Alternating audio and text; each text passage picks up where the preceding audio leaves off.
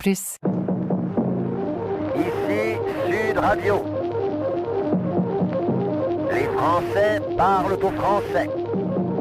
Les carottes sont cuites.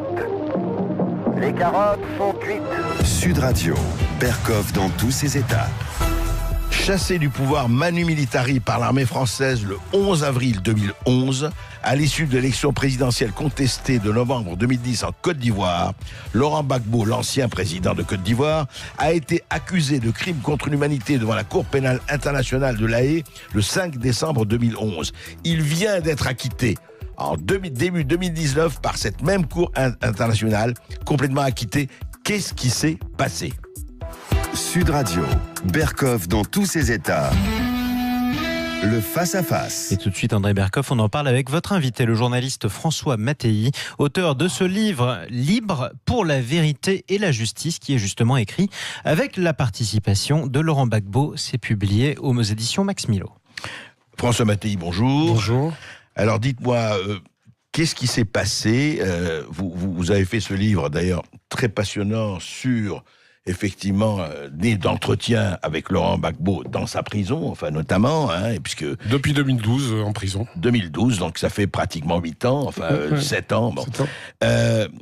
Mais juste, racontez-nous, il y a beaucoup de choses à dire, mais en fait, ce procès a duré donc 6 ans, 7 ans, et vous l'avez suivi, bien sûr, et en fait, qu'est-ce qui s'est passé, et comment on est arrivé de l'inculpation de crimes contre l'humanité? C'est pas rien que crimes contre l'humanité, c'est quelque chose, on l'a fait pour le Rwanda, etc., on l'avait fait pour le Nuremberg, et puis là, acquitté. Qu'est-ce qui s'est passé et on n'a pas beaucoup de temps, mais enfin, on peut le raconter. Oui, c'est d'autant plus intéressant d'expliquer la genèse de tout ça, qu'il y a beaucoup d'ignorance en ce qui concerne les affaires africaines, et je dirais les affaires de la France en Afrique. De la France-Afrique, oui, d'accord. Enfin, entre autres. Il paraît qu'elle a disparu. D'accord. On s'aperçoit avec le cas, le dossier Gbagbo, qu'elle n'a pas disparu. Parce qu'en vérité, le dossier qui a été bâti pour accuser Laurent Gbagbo, je dis bien bâti, a été monté pour se débarrasser d'un homme politique africain qui est très différent des autres, franchement différent des autres, qui est de façon exacerbée démocrate, qui a payé toute sa vie pour ses idées, ses convictions, dans la mesure où depuis l'âge de 20 ans, il est allé 3 fois en prison. La dernière fois, c'est à La Haye. Mais à l'époque, c'était au début... Vous dites qu'il est... C'est un vrai démocrate. C'est un vrai démocrate. Il est plus démocrate. Et il est intègre. Vous dites qu'il est intègre. Il est tout à fait intègre. C'est quelqu'un qui... C'est pour ça que c'est très difficile d'expliquer ces choses-là à des gens qui ont une image du chef d'État africain. Ouais, des roitelets, etc. Du roitelet, qui a des appartements avenue Foch, parce que ces chefs d'État africains-là sont ceux que nous avons fabriqués. Je dis nous... nous Français, nous la France. Quoi. Après la colonisation et au moment des indépendances, il fallait qu'on garde la main sur un certain nombre d'intérêts politiques, stratégiques, économiques, et puis pour garder notre grandeur et notre grandeur et nos marchés. Et nos marchés, oui. Non, puis notre grandeur au niveau par exemple, de notre présence en tant que membre permanent du Conseil de sécurité. Alors, il fallait qu'on justifie. Alors, ce qui s'est passé, c'est que sur cette base-là, Gbagbo était très différent quand il est arrivé au pouvoir. Il voulait un rapport. Il est très francophile, il faut le savoir. C'est le plus francophile des chefs d'État africains. Il refuse de participer à des conférences en anglais. Il se fait traduire. Bon, il est passionné de littérature française, de politique française. C'est quelqu'un qui connaît la France et qui aime la France. Sa première femme était française, son fils est français, Michel. Bon, donc le problème, c'est qu'il voulait justement, partant des valeurs qu'il a acquises probablement en partie ici et par les enseignants français et blancs qu'il avait en Afrique, il croyait à nos valeurs. Aux Lumières, à la République. Il croyait à nos valeurs, à la liberté, à l'égalité, à la fraternité. Et alors, qu'est-ce qui s'est passé ? Et ce qui s'est passé, c'est que quand il est arrivé au pouvoir en 2000, on va faire très court, il s'est comporté comme un homme libre, à la tête d'un pays souverain, et croyant qu'il avait les prérogatives d'un chef d'État tel qu'on le conçoit en France. Indépendant, d'un pays indépendant, oui. Mais c'était pas le cas. Donc il s'est très vite heurté à l'Élysée. Parce qu'on dit la France, mais c'est l'Élysée. Chirac n'a pas supporté qui lui parle sur un ton d'égalité. Il y a eu des multiples scènes d'engueulade.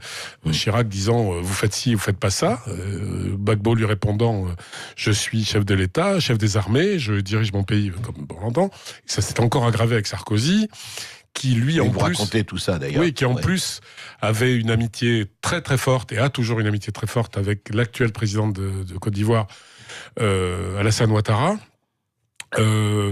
Et donc, il a, disons, favorisé son ami Ouattara. Il s'en cache pas, et Ouattara ne s'en cache pas non plus. Et aujourd'hui, d'ailleurs, Nicolas Sarkozy, il faut le savoir, est missionné par la Côte d'Ivoire pour des choses, des missions économiques, notamment au Qatar. Donc, vous voyez, tout ça fonctionne très bien entre amis.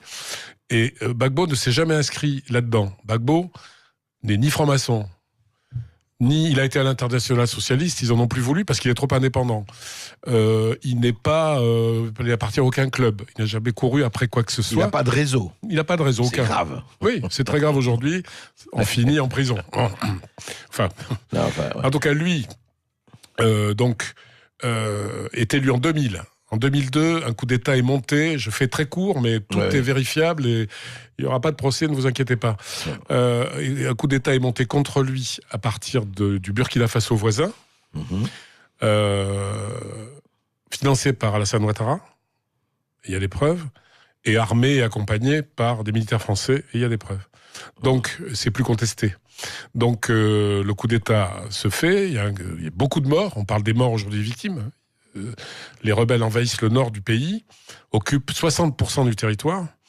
Ça a duré 10 ans, cette occupation. Et massacrent tout le monde. Enfin, il y a eu des massacres de masse qui sont tout à fait documentés. Et Gbagbo résiste à ça. Et ensuite, réussit à faire la paix avec les rebelles. Je le signale parce qu'il a fait un nombre incalculable de conférences avec les rebelles. À Accra, à Lomé, à Ouagadougou, à Paris. Bon. Il prend Guillaume Soro, chef des rebelles, comme Premier ministre. Plus démocrate, tu meurs. Et il prend des ministres chez les rebelles. Donc, pour la paix dans son pays. Et il fait une amnistie après ces troubles. Et ensuite, on attend, et la France attend, qu'elle est toujours là dans le jeu, qu'il y ait des élections, de nouvelles élections présidentielles. Elles ont lieu en 2010. On dit que Gbagbo n'en a pas voulu avant, mais c'est un pays qui est plus de la moitié occupé, avec des gens en armes. Donc c'est très difficile. Même pour le recensement, je veux dire, c'est difficile. Donc finalement, elles ont lieu en 2010. Le plan est préparé de longue main pour qu'il dégage. Le résultat est contesté des élections. Alors, on pourrait s'attarder dessus, parce qu'aucun journaliste français n'a vraiment étudié le scrutin. Moi, oui, et d'autres, quelques-uns, oui. Mais... Vous parlez sous votre responsabilité, François. Oui. Gbagbo a gagné les élections. Et l'ONU a décidé que non. Parce que je ne connais pas de pays où c'est l'ONU qui prend la place du Conseil constitutionnel pour valider le parce qu'il a trouvé, l'ONU a trouvé que les élections étaient truquées, que les scrutins étaient truqués, etc. Enfin, j'imagine. Il y avait un plan. On parle de plan. On reproche à Gbagbo d'avoir ourdi un plan pour rester au pouvoir. La vérité, c'est qu'il y a eu un plan pour le chasser du pouvoir. Dégager. Alors, donc, l'ONU s'oppose à ça et il est dégagé, c'est ça? Alors, non, il résiste. Il reste au palais. Il y a donc 2 présidents. À partir de novembre 2010. Il ne voulait pas quitter le palais, etc. Il demande un recomptage des voix dans une allocution qui est celle des vœux de 2010-2011. Et on lui refuse. Ouattara refuse. L'ONU refuse. Et on apprend d'ailleurs, je l'ai dit dans le livre, mais peu de gens en ont parlé, que l'ONU a fait détruire tout le matériel des scrutins. C'est-à-dire les bulletins. Oui. Les bulletins, c'est curieux dans une élection, et encore plus dans une élection où il y a un litige. Je rappelle qu'au même moment, à la même époque, il y a le même litige en Haïti, et que finalement, après recomptage des voix, c'est le 3e qui gagne l'élection. Bien. Alors donc, refusé comptage. Donc là, Sarkozy se fâche. Je ne sais plus, je crois que c'est le fait-on du dissident, du président. Donc on le présente d'abord comme quelqu'un qui a perdu les élections, qui a pas mangé les petits-enfants, mais presque, qui a tué beaucoup de gens. C'est là où les crimes contre l'humanité, on dit il est coupable d'atrocités, etc. Et pour avoir résisté, il a créé un désordre qui a engendré, etc. On oublie toute la partie adverse qui a massacré. Donc, on le transfère d'abord dans une prison dans le nord du pays ou dans une maison, une cabane, sans voir le jour pendant 8 mois. Il a failli mourir. Et finalement, on le transfère de façon tout à fait illégale à La Haye. Illégale parce que, c'est une cour d'appel à Abidjan qui aurait dû décider de son transfert.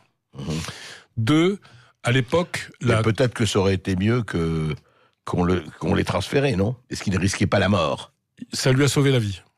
C'est ça. Ouais. Et je le lui ai dit. Ouais. Donc il est transféré à la Cour pénale internationale. Oui, mais en plus, il faut savoir que la Côte d'Ivoire n'avait pas signé le statut de Rome qui crée la Cour pénale internationale, donc c'est tout à fait illégal. D'accord. Donc, il est transféré en catimini et il arrive en fin novembre 2011, et il passe le 5 décembre comme première comparution, et la première chose qu'il dit, je suis là, on ira jusqu'au bout. Il a accepté, bien qu'il le trouve injuste, ce procès, en disant je veux qu'on cite les faits, rien que les faits, et je voudrais qu'on sache qui a gagné l'élection, parce que tout dépend de ce problème-là. Et on lui répond, mais ici c'est pas un tribunal politique, on ne parlera pas des élections. Et là, on fabrique un dossier de charge. Quand je dis qu'on fabrique, on va en parler, si vous voulez, après. Alors justement, non, parce qu'on a malheureusement, on pourra en parler pendant des heures, mais on a peu de temps. Ce que je voudrais savoir, c'est que quand vous dites, François Mattei, vous êtes journaliste, vous êtes journaliste professionnel, vous savez ce que c'est que je ne dis pas la neutralité, parce que je ne crois pas à la neutralité, mais une certaine objectivité. Oui. Quand on dit, est-ce qu'il n'y a aucune charge, parce que quand on accuse quelqu'un, je redis, de crime contre l'humanité, c'est pas rien. Et vous dites, c'est faux, il n'y a pas aucune charge vraiment de ce genre ne pèse contre Laurent Gbagbo. Alors, je vais vous dire une chose. Je suis étonné par la réaction de certains commentateurs aujourd'hui, après le verdict de la Cour pénale internationale. Certains, parce qu'ils voulaient être du côté du vainqueur, étaient contents qu'il soit à la CPI. Aujourd'hui, on discute d'un jugement que moi, je ne discuterai pas. Parce que la Cour pénale internationale, après 8 ans d'instruction et de procès, et d'enquête, avec des moyens colossaux, payés par d'ailleurs les contribuables français en partie, a décidé qu'il n'y avait aucune charge. Je m'en tiens à cela. Oui, enfin, ils ont jugé.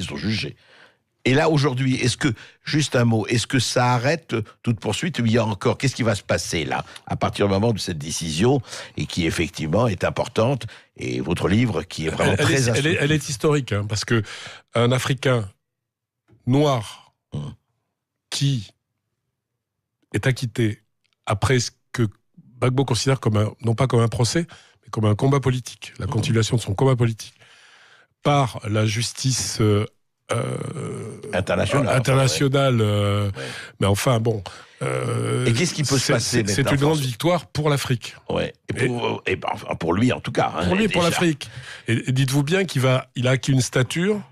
Les gens seront étonnés quand il va rentrer en Côte d'Ivoire, qui peut être légale de celle de Mandela. Si ça choque, les gens verront ce qui va se passer. Alors écoutez, ça on suivra avec vous. Juste un mot, qu'est-ce qui se passe très concrètement, techniquement ?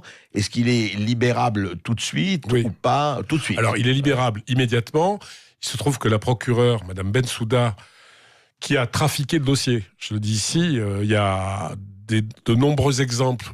Ce procès a été très long, il y avait des faux témoins, il y avait des témoins qui sont venus à charge, qui ont défendu Gbagbo, ça faisait désordre, il y a des morts qui sont venus témoigner, qu'on a reconnus, on a dit mais ils sont morts, bon voilà.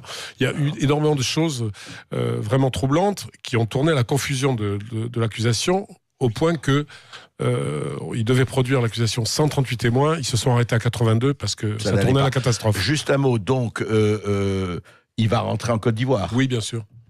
Eh bien, écoutez, lisez ce livre, parce que ce livre enseigne sur véritablement ce qui se passe, non seulement en Afrique, en Côte d'Ivoire, mais aussi avec des rapports sur la France. C'est un livre très, très instructif. Et ce livre est signé François Mattei, donc journaliste qui était notre invité aujourd'hui. Merci à vous, François Mattei. Je rappelle la référence de votre livre, Libre pour la vérité et la justice. C'est écrit avec la participation de Laurent Gbagbo, publié aux éditions Max Milo. Merci à vous. Merci à vous également, André Berkoff. On se retrouve demain à midi dans Tout vous êtes en direct sur Sud Radio. À suivre, Les Clés d'une vie avec Jacques Pessis. Excellente journée à vous sur Sud Radio.